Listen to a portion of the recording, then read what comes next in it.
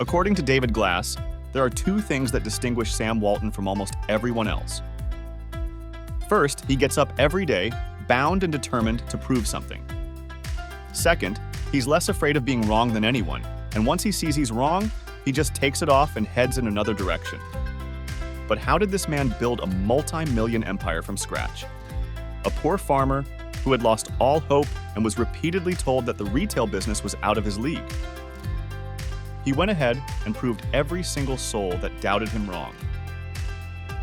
This is the success story of Sam Walton's Walmart. Sam Walton was an American businessman and entrepreneur, and the founder of Walmart. Thomas Gibson Walton and Nancy Lee gave birth to him in Kingfisher, Oklahoma. Thomas Walton was a farmer, but the farm wasn't producing enough money to support his family. So the family moved around the country, looking for greener pastures before settling in Columbia, Missouri.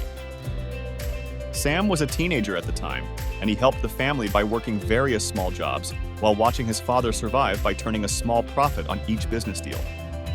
He also saw his mother start a fairly successful milk business, which involved milking cows and delivering milk to neighbors after football practice. His parents instilled in him the value of hard work as well as the effort that goes into making a single penny. Things weren't pleasant for Sam at home. His parents quarreled unimaginably, forcing Sam to write in his autobiography that his parents are two of the most quarrelsome people ever to live together. To escape the trouble, Sam joined sports and became a Boy Scout.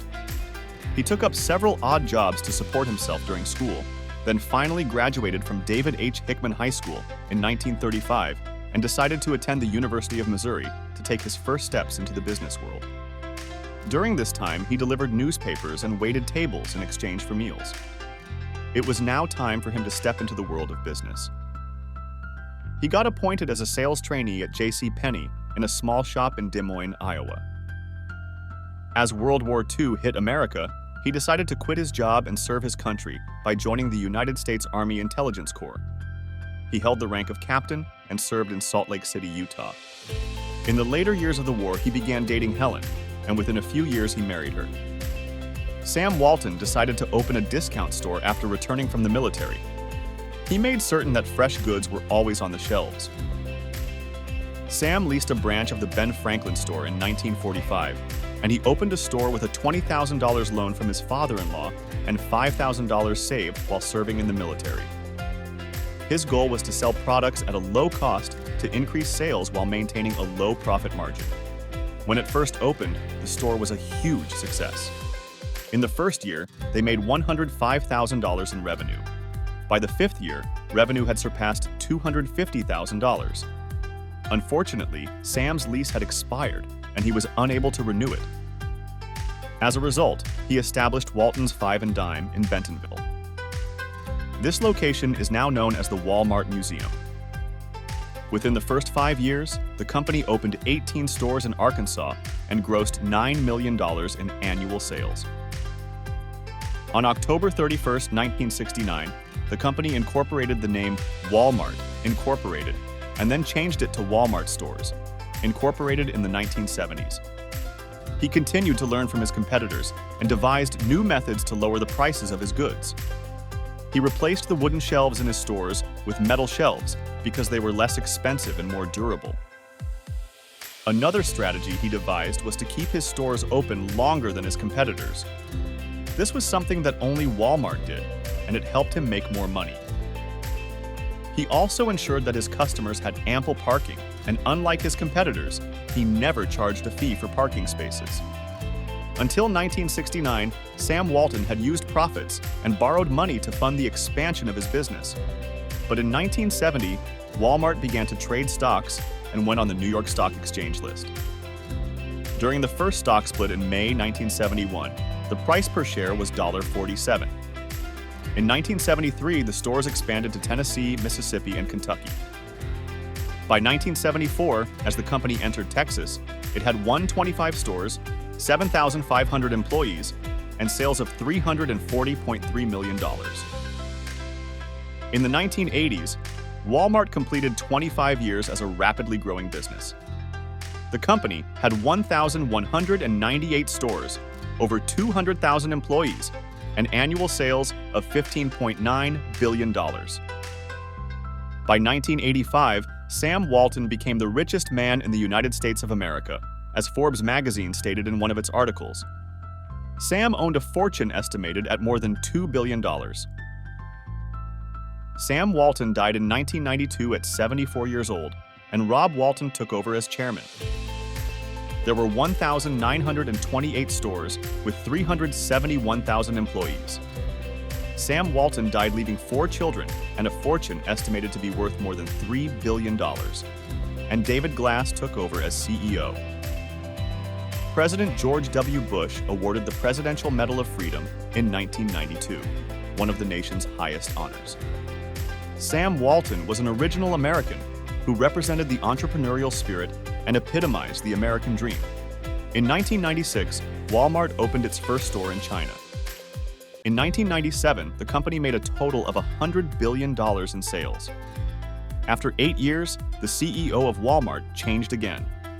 In 2008, Lee Scott Jr. became CEO, and Walmart.com was launched to provide online shopping for U.S. customers.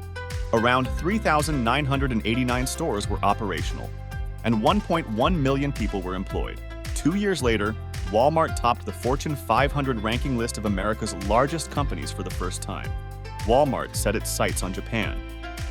Walmart has always been involved in charity work. It helped the USA a great deal during Hurricanes Rita and Katrina by offering $18 million and 2,450 trucks of goods to the people. They also started an environmental saving program.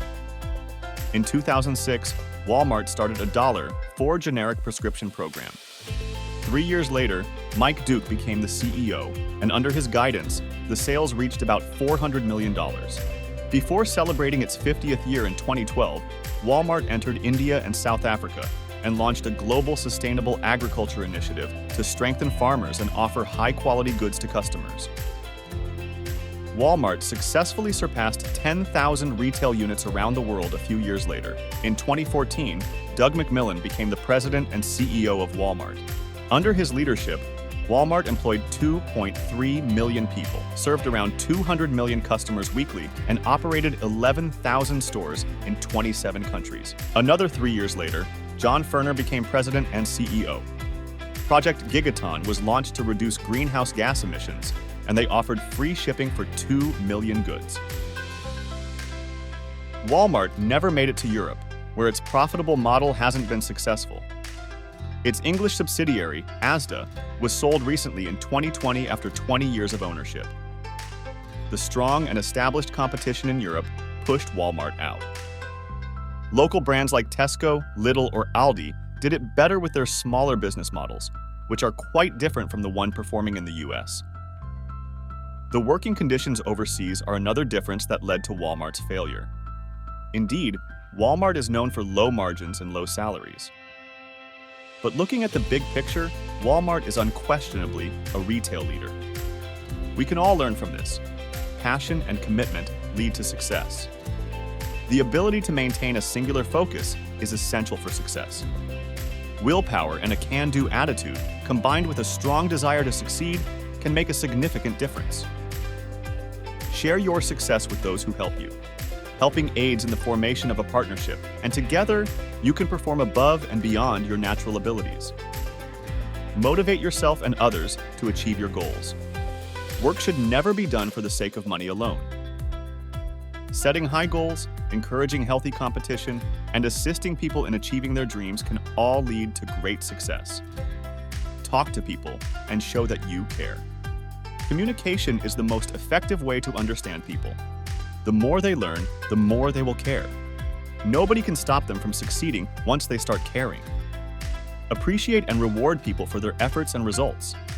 A few well-timed, sincere words of praise can never be replaced. These are both free and extremely valuable. And with that, we've come to the end of the video. Check out our other videos to enjoy similar content.